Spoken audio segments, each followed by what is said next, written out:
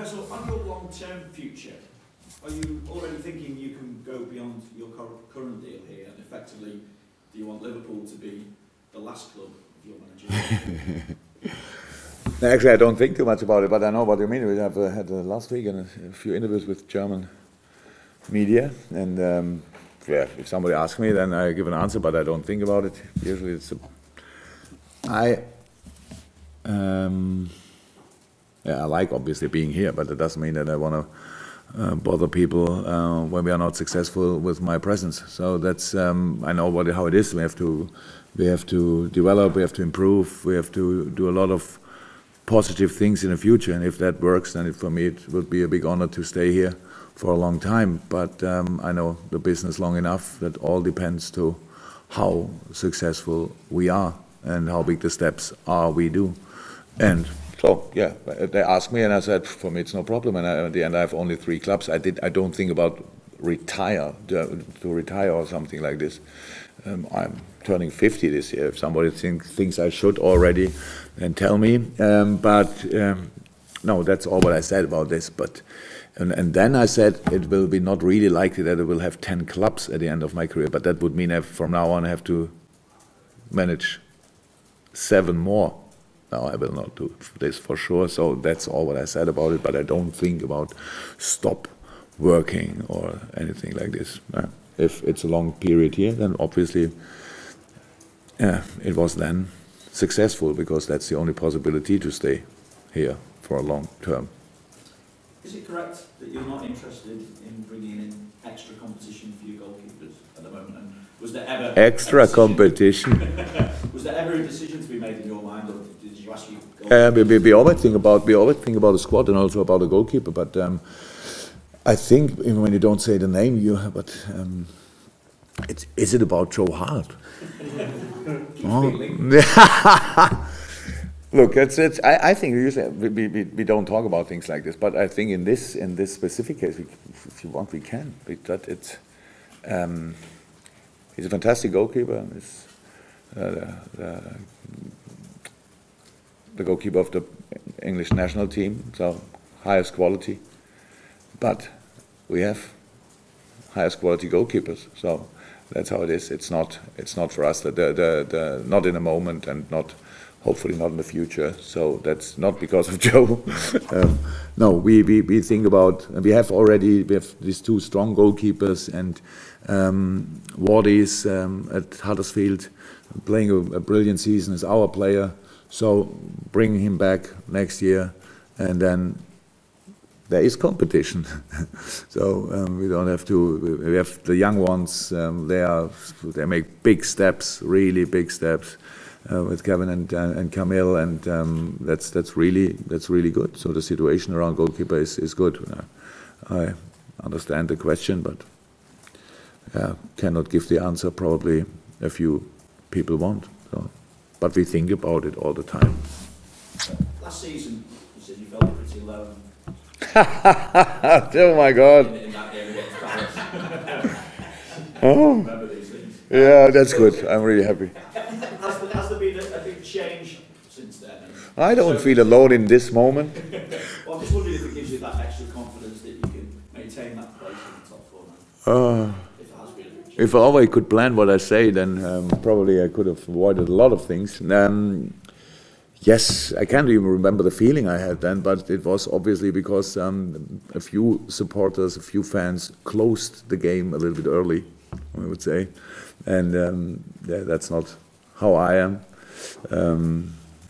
Even when I was in football stadiums and left earlier, but then I was not emotionally involved. Then it's only about finding the quickest way to leave the stadium if you want. And it changed a lot since then. So I think the team, earned more trust, more faith, more belief, all that stuff, and that people really think we can even change the game in the last few minutes, and that's good. So I feel really good with the people in the moment, so how we act together as a Liverpool family, and that's really cool. I enjoy all the home games, and it's the atmosphere I'm not sure if it changed, but it's good. And we know still we have to deliver. We have to start the emotion, if you want, after the very emotional start from the stand. And then with the first whistle, it's our job to excite, to deliver excitement, and that's what we try to do, and to get results. And I think meanwhile it feels like it could be a mistake if you leave earlier. So that's actually what I wanted. I appreciate that Mamadou Sakho isn't available for this one because obviously he's coming back to his parent club. I'm just wondering, as far as Liverpool's monitoring of his progress or his how he's played at Crystal Palace. Did you have holiday last week? Didn't we? I'm really old. Didn't we speak about this last week? Did we? He was mentioned last week. Okay. But just given that. No, nothing changed since last week. Obviously, another good game. How did I play? Yeah, another good game from Palace, and it's he's a good player. And of course, we watch all the games, like especially in preparation for this game. We watch the games, and but there's nothing else to say about it. Not sure. Monitoring means if we watch it and if we think about it and all that stuff. Yeah, that's how we do it with all games. Yeah. Especially when players from us are involved, players on loan, whatever. Of course we do it, but nothing else to say about it. You did say if anything changed, you would tell us. So maybe I was just... I'm clearing that. Thank you. So, injury updates then, and I know some of your injured players are back out training necessarily with the team, so a general overview of how you're doing? Unfortunately not too positive. Adam on a good way. Yes, back on the pitch, but still with the rehab coach, so nothing changed there. Should be involved, not sure exactly when, next week in normal training. Wednesday, Thursday, something like this. Well, in our situation, we have to think about a player when he starts yesterday. So that's how it is. We will see. We'll see then. Nothing else. Yeah, Dennings, after a long time in the gym and all that stuff, is running since a few days. Looks good. He enjoys it a lot, but of course not even close to come back. And then we have a few.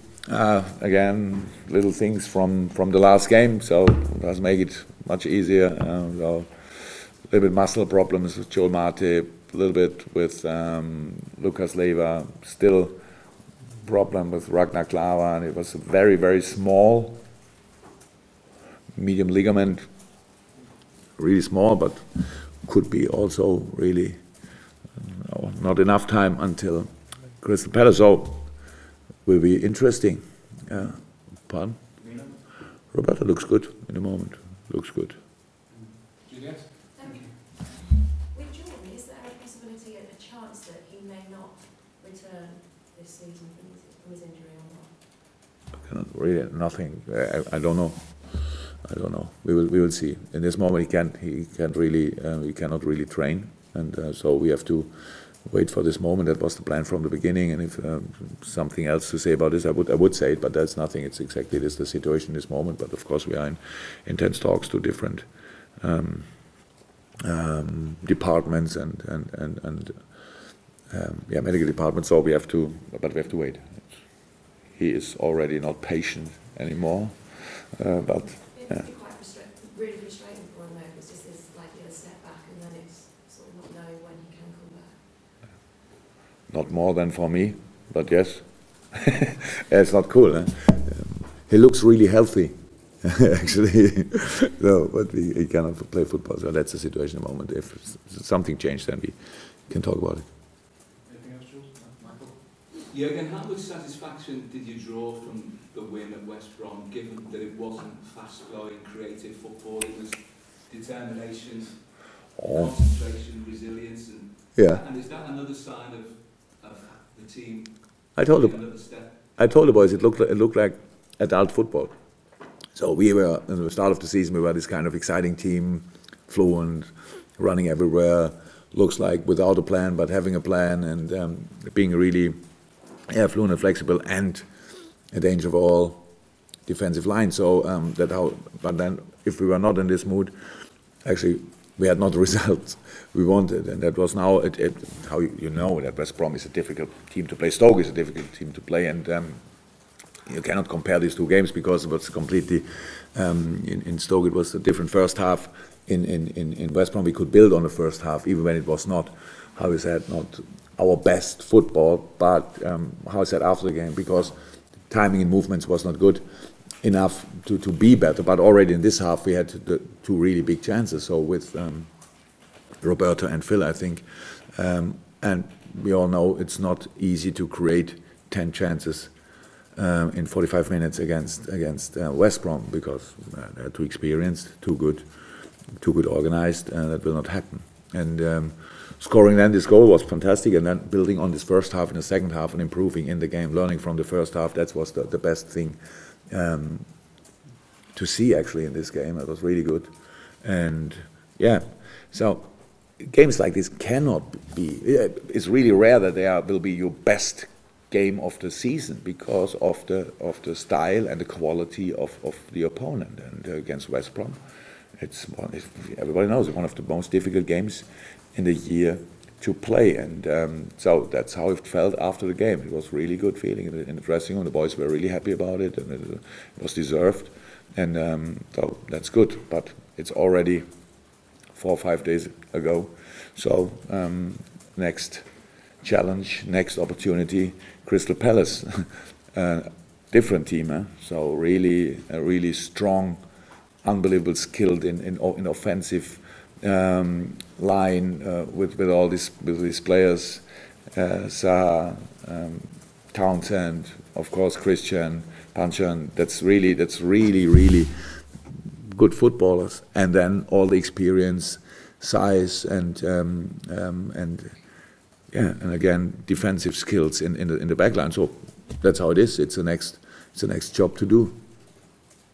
I know when we spoke after the game, the Hawthorns, I think you said you thought Divock Origi was Liverpool's man of the match for his all-round performance. Do you think he's beginning to get the sort of consistency in his game? I would love it. He turned 22 Tuesday, so not a talent anymore. No, he's still a young boy, and yes, you can see it. You can see it in the games. It's this moment when he really can build on the last game, and then it's not that I have to give him 20 new advices, informations, whatever. So now you can let him run if you want, and then he does the things really well. It was not spectacular game if you want, but he had these moments when he kept the ball for us, really physical against this defensive line from West Brom. That's really difficult, and that helped us so much. And then having 1 or 2 chances, being involved in 2 or 3 more offensive situations. That's what a striker life is somehow. You cannot be always be only the guy who makes the last touch and easy goal. So, and that's what I thought was a big step for him again. But we all know he was already in a shape like this last year around the Everton game and before the Everton game, and then done injury, and then he needed his time to get the level again. But we have to do everything to help him to get consistency in this, and in this moment, how it looks in training and everything, is obviously in a good way. Carl, you said you watched obviously all the Palace games with Saka playing as well. What difference do you think he's made to them, and what difference him not being in the side this weekend will make to them? Mama is a very good defender, so it's especially when you really defend deep, what Crystal Palace is doing often, and then it's a strong boy and all that stuff, good tackles and good blocks and all that stuff, and so having a player like him in the team is then really good. Apart from this, he's a good football player. So in build-up, of course, he's a cool guy, and so that helps Crystal Palace, of course. And I think they played now together. I'm not sure exactly, but 5, 6, 7 games or something. So having him not involved, of course, is not best news for Crystal Palace. But that's how it is. And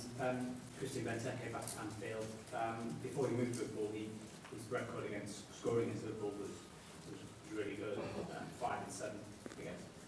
So is there, you have to give special consideration, unless you know you're going to work with him, so you have to give special consideration? He's not 100% to defend Christian. When the ball is in the air, then he's the major and main threat. Because that's unbelievable. We felt it a lot of times here when we trained together. But he's got now 13, 14 goals or something like this for Crystal Palace. So he's obviously another player with confidence in a good run and all that stuff. And it's like it's always when you play against Zlatan. Other strikers, this kind of strikers, tall, good with the back to the goal and all that stuff, and you have to avoid the crosses, you have to avoid the passes. That's how it is, that's how it works. If we let them cross 50 balls, it's pretty likely that he will have a few headers, dangerous headers. That's how it is, but that's not his only strength, of course, but that's a real strength. And so how it always is, you have to avoid passes in this area, not only for him, because if you only are concentrated on Christian, then Zaha and Townsend are around you. So that's how it's said. That's one of the really best offensive lines in the Premier League. So that's how it is, and we respect this, and so we know how to play against, but nevertheless we have to show it. Sorry, go back to the Chelsea game. You said that they were ahead of your own team in terms of probably game management and maybe mental toughness. Have you seen signs over the last couple of games that Liverpool are heading in the right direction on that? Because they were 2 great performances, but they found a way to win. After Bournemouth, when we spoke, Chelsea after the 1-1 draw against Chelsea, you said that they were the best at game management and that's the difference. I thought I spoke about it after the Bournemouth game. When I said that because we were 2-1 up, and then we played still kind of. Or we wanted to create a lot of chances and things like this. So yeah, fullbacks high and all that stuff. What you have to change in a situation like this. Not that you don't want to create chances, but it's not a moment when you have to chase the game.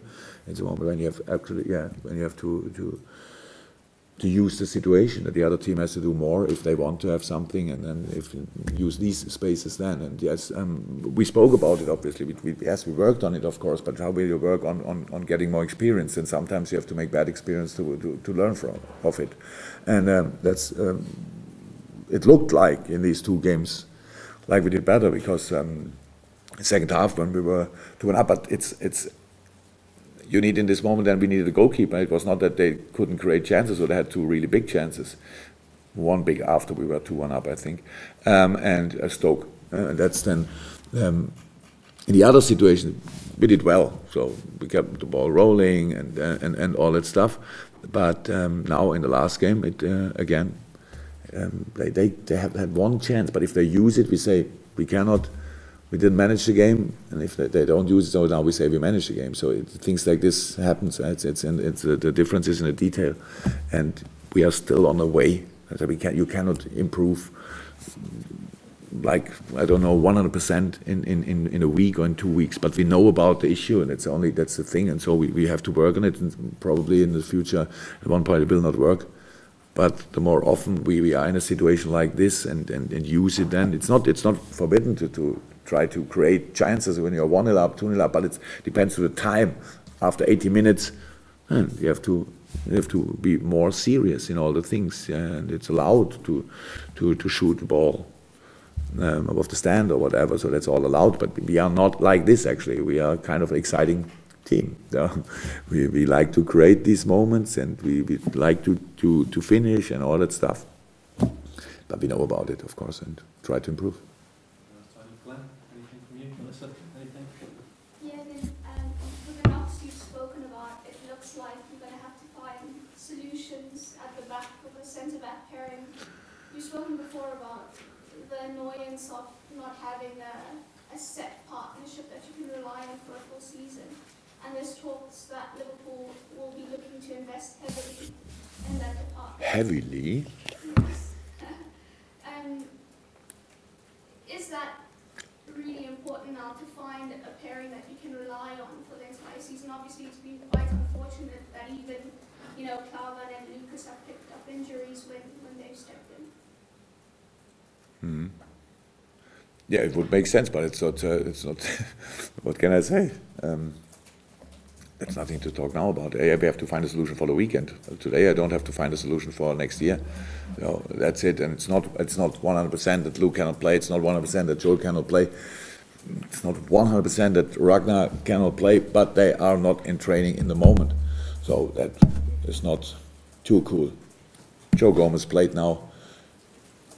Played on Monday. I think again U23 did again well.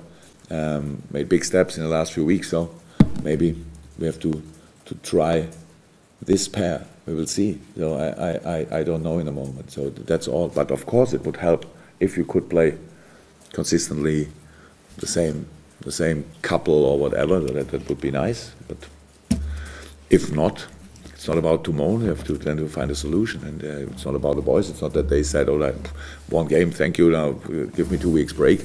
We had a few unlucky things. All of them. Nothing was because of intensity or something. Knock here, knock there. Yeah, and was the situation. And not too cool, but not to change. So now already clear that we struggle a little bit so far in this week, but still. Few days to go and to work on solutions, and at the end we will have a solution for sure.